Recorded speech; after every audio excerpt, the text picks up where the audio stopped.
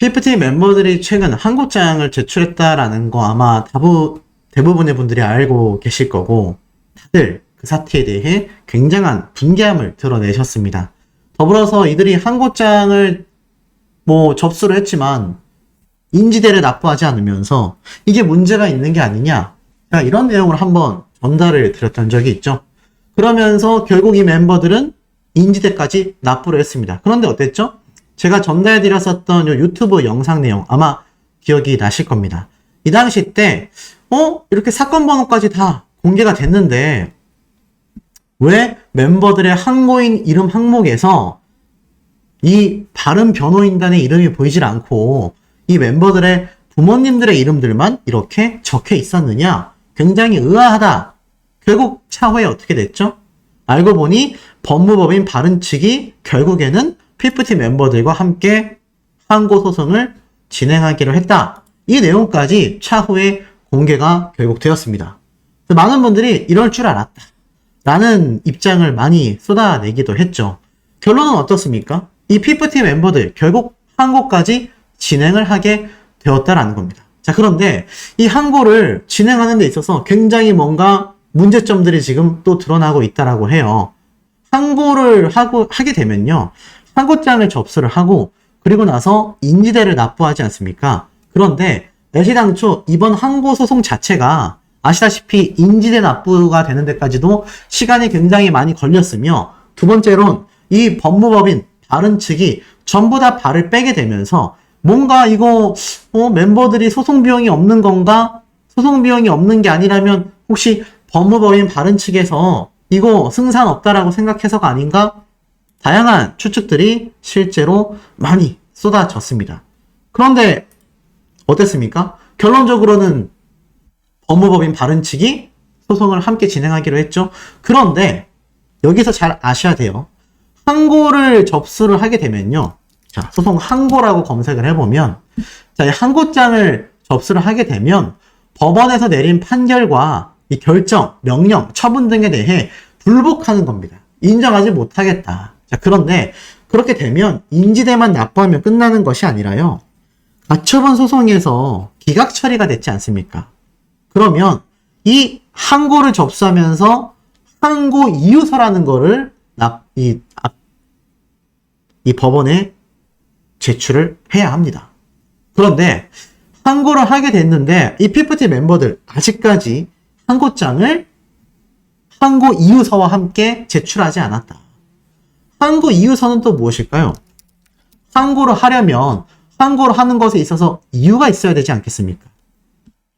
항고장을 작성을 할 때 민사집행법 제15조 제4항에 의거하여 그 사유가 법령 위반인 경우 그 법령의 조항 또는 내용과 법령에 위반되는 사유를 적어야 하며, 만약 사실에 오인이 있을 경우, 잘못 알게 됐을 경우 그 오인에 관계되는 사실을 구체적으로 밝혀야 합니다. 쉽게 말해서 항고 이유가 이 사유에 위반되거나 항고가 부적합하다, 그런 것이 보정이 필요하다. 그런데 그러한 내용을 상세하게 기입하여 항고 이유서를 제출하지 않으면 항고는 각하됩니다. 각하는 뭐죠? 기각 처리하고 다르게 각하는 아예 법원 심리 과정도 없이 그냥 빠꾸되는 거를 각하라고 합니다. 그런데 지금 어떤 제보와 글들이 올라오고 있느냐? 지금 이 멤버들이 제출했다라고 하는 이 항고 이유서 여전히 미제출되었다. 그런데 항고 이유서의 제출 마지노선은 9월 18일까지다라는 겁니다. 충격적이지 않습니까? 자, 이건 굉장한 신빙성이 있는 내용이에요. 왜냐면 제가 당초 이 사건 번호를 알게 된 것도 많은 누리꾼들의 제보와 또 많은 누리꾼들의 조사를 통해서 알게 된 부분입니다. 그런데 이 누리꾼들, 쉽게 말해서 일반 대중들 중에서 피프티 사태에 큰 관심을 갖고 있는 이 누리꾼들 사이에서 이번 사건에 관련하여 항고 이유서가 아직까지도 미제출되어 있다. 그런데 제가 방금 말씀드렸죠. 항고 이유서 제출 못하면 이거 금방 각하 처리됩니다. 그러면 불을 보듯 지금 현재 어떻습니까? 각하 처리될 가능성이 굉장히 높은 상태라고 보여진다라는 겁니다. 그러면 이 피프티 멤버들 항고 왜 하는 거죠? 이유가 없지 않습니까? 자, 여기에 대해서 이러한 말도 있어요. 법적 절차가 존재한다. 항고장을 제출한 날로부터 10일 이내에 항고 이유서를 원심 법원에 꼭 제출을 하여야 한다. 이렇게 적혀져 있습니다. 그런데 이들이 항고를 접수한 게 약 9월 7일에서 8일경이다라는 거죠. 정확하게는 9월 8일경으로 제가 알고 있습니다. 그러면 10일 이내에 항고 이유서를 제출해야 하는데 벌써 오늘이 15일이라는 거죠. 3일밖에 남지 않았습니다. 그런데 토요일, 일요일 지나고 나면 월요일이 18일이죠. 그럼 어떻습니까? 당장 이들이 월요일까지 항고 이유서를 제출하지 않을 경우 이거 그냥 각하 처리된다는 얘기입니다. 굉장히 빠듯하죠? 그래서 많은 사람들은 오늘 금요일까지 이 항고 이유서가 제출되지 않을까라고 예상을 했는데 지금껏 항고 이유서가 제출되었다라는 내용이 나오지 않는 겁니다. 이거는 이 사건 번호를 검색해서 들어가 보면 그 내용이 전부 다 드러나게 돼 있습니다. 그러니 결론은 어떻습니까? 이거 지금 사태가 뭔가 요상하게 흘러가고 있구나. 이거 뭔가 잘못 흘러가고 있구나. 이렇게 예상을 하시면 될 것 같다라는 겁니다. 그러면 이 사태로 흘러가면 결국 어떻게 되겠습니까? 맞습니다. 항고장에 항고 이유서가 접수가 되지 않으면서 이 PPT 멤버들의 항고 소송은 그냥 바로 각하 처리가 된다는 겁니다. 원심 법원은 그 결정으로 즉시 항고를 각하해야 한다. 10일 이내에 항고 이유서를 원심 법원에 제출하지 않으면 그 즉시 각하 처리된다는 겁니다. 18일까지 만약 항고장 이유에 대한 내용이 접수가 안 되면 바로 각하된다는 얘기예요. 그러니 어떻습니까? 일반 대중들의 반응이 굉장히 아리송한 거죠. 아니, 기껏 자신들이 인지대까지 결국 납부를 하면서 그 금액만 일단 수백만 원 들었을 겁니다. 그런데 여기에 법무법인 바른 측도 피프팀 멤버들과 함께 항고 소송을 진행할 거다. 이렇게 이야기를 했는데 결론은 어떻습니까? 결론적으로 놓고 보니 여전히 항고 이유서도 제출하지 못했다라는 겁니다. 자, 지금까지의 설명을 들어보시면 어떻습니까? 이거 피프팀 멤버들 자신이 없구나. 항고 이유서에 아까 제가 뭐라 그랬죠? 명확한 내용이 있어야 돼요. 사실을 오인했다. 지금 세 가지 항목, 건강관리, 스케줄 관리, 정산 문제, 이 세 가지 항목에 대해서 이들은 가처분 소송을 진행을 했는데 그 가처분 소송의 내용을 법원에서 전부 다 반박하는 판결문이 나왔습니다. 하나도 받아들여지지 않은 거죠. 그러면 아니다. 재판부에서 판사님이 잘못 판단하셨어요. 라는 그 오인된 사실관계를 구체적으로 적어서 이유서를 제출해야 합니다.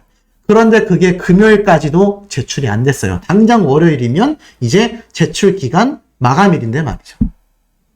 어떻습니까? 물론 일각에서는요. 항고 이유서 10일 이내로 내야 된다라고 하는데 상황에 따라서는 차후에 제출해야 되는 경우도 있다. 뭐 그 기간을 늘릴 수 있다. 뭐 이런 법리적 이야기가 나오는데 중요한 건 굳이 이 멤버들이 그럴 이유가 뭐가 있냐라는 겁니다.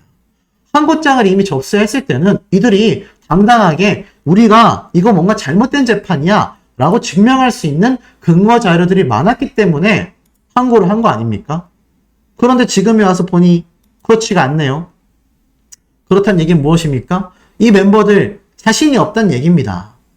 결국에는 PFT 멤버들이 항고장을 접수했었던 최초의 이유에 대해서 많은 분들이 이런 추측을 하셨죠. 그냥 시간 끌기 아니냐. 전홍준 대표님을 바싹바싹 마르게 해서 이 소송을 지지부진하게 시간을 계속 끌어가지고 결국 전홍준 대표님이 나가 떨어지게끔 만들기 위한 수작 아니냐. 이런 말이 정말 많았습니다. 그런데 어떡하죠? 전홍준 대표님은 지금 미국에서 제가 앞에 영상에서 말씀드렸죠? 전 세계에서 들어온 노래가 800곡입니다. 800곡. 한 사람당 한 곡씩 줬다고 해도 800명이고요. 한 사람이 두 곡씩 줬다고 해도 400명입니다. 수백 명의 전 세계 작곡가들이 전홍준 대표님에게 곡을 주기 위해서 엄청 애쓰고 있다는 얘기입니다. 그리고 많은 기업에서 전홍준 대표님에게 투자하겠다라는 이야기가 굉장히 많이 쏟아졌죠. 더불어서 어떻습니까?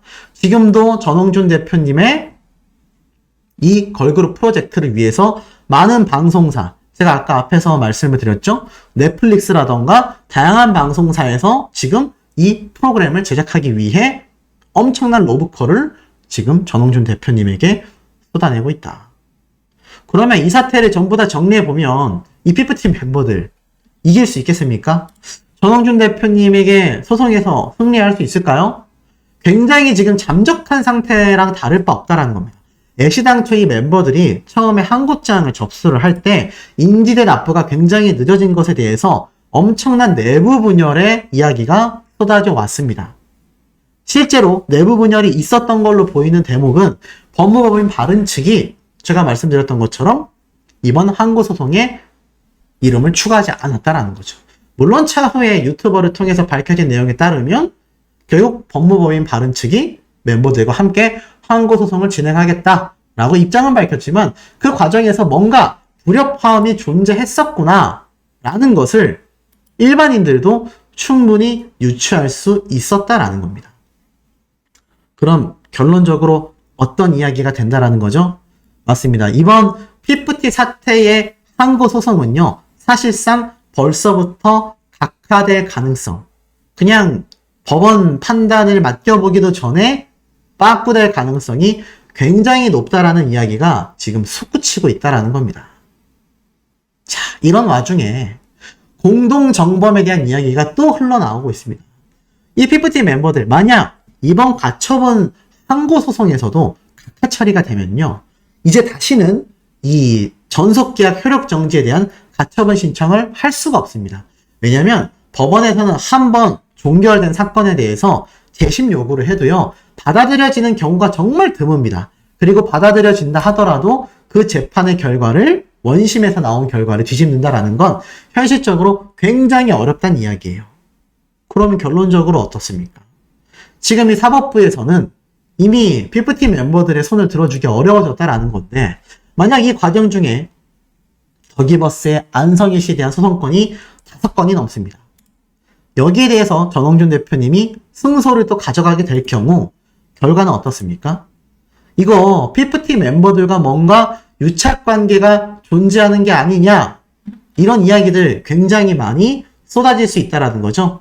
그러면 그때 이 변호사님이 뭐라고 했습니까?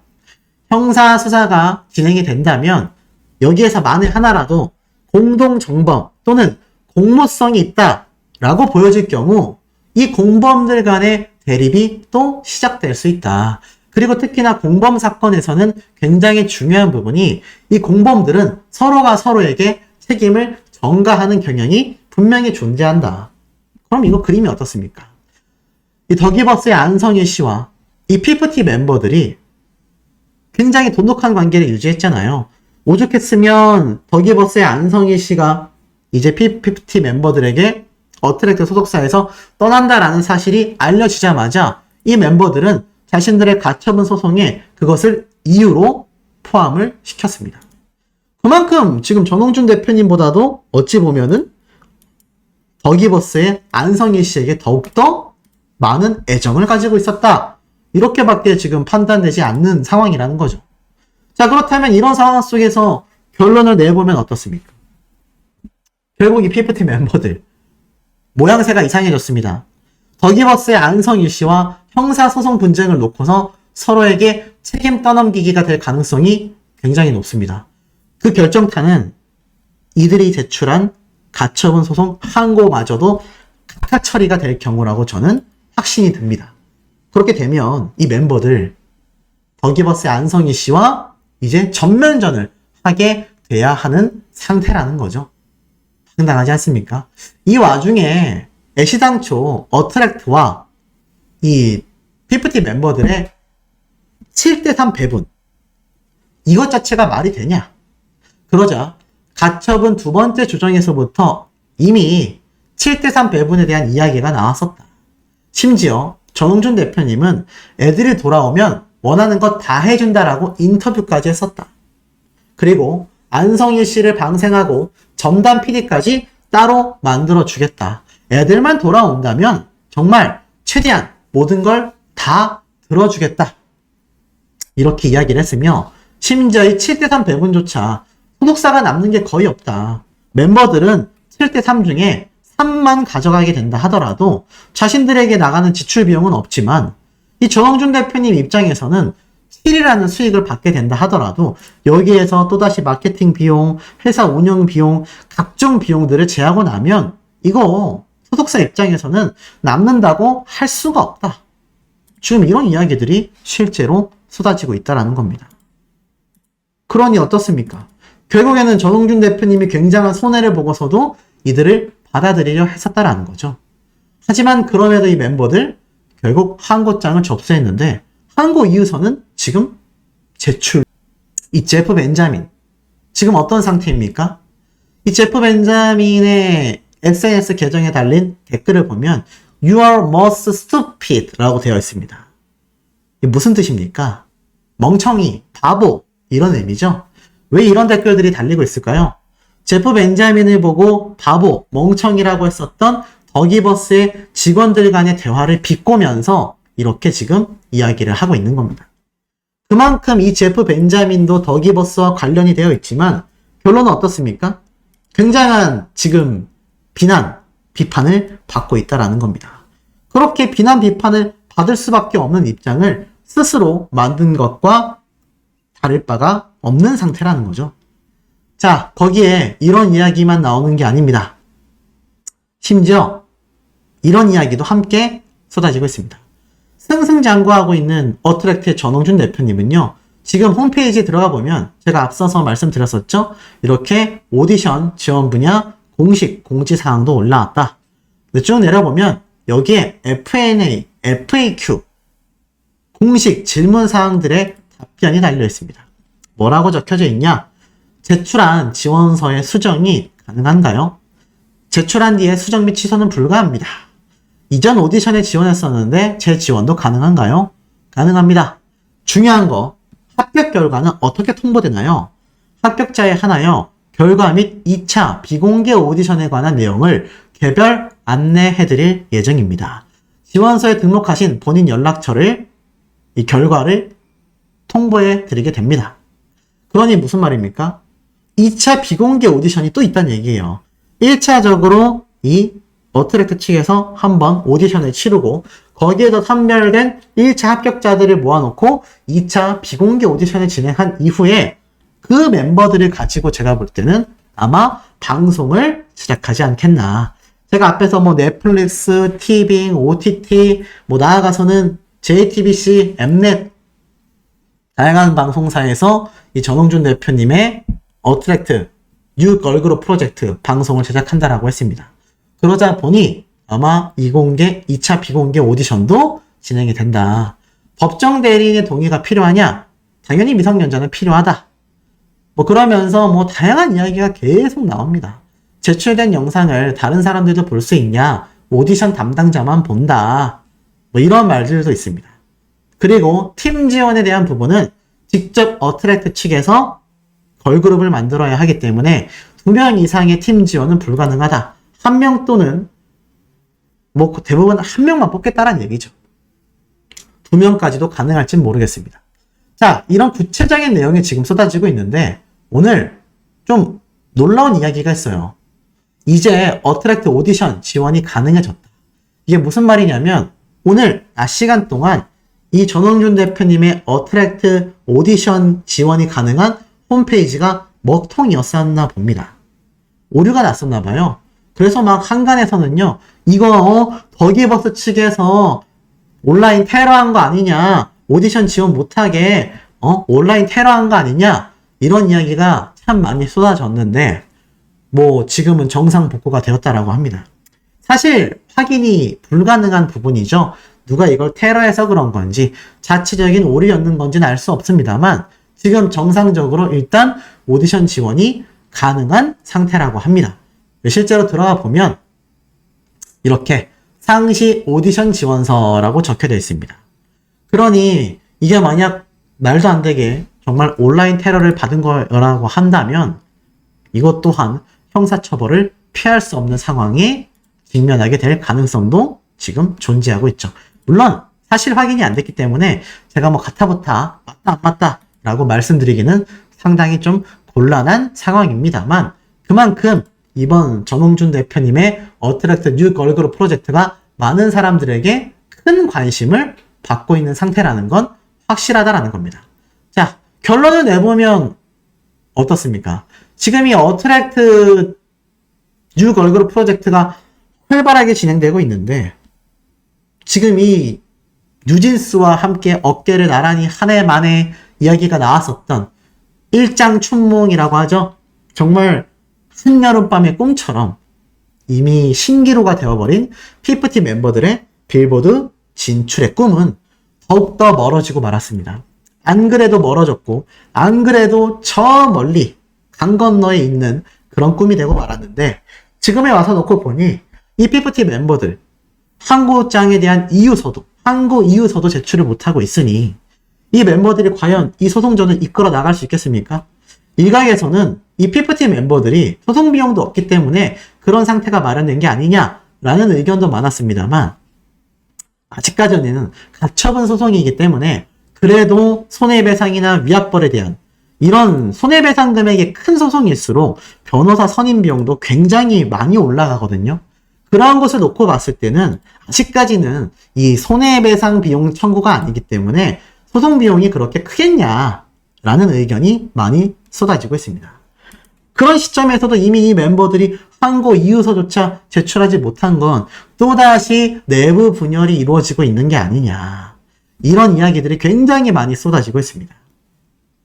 그러니 멤버들, 이제는 전홍준 대표님에게 돌아간다 만다라고 말하기엔 너무나 많이 민망해진 상황이라고 보여집니다.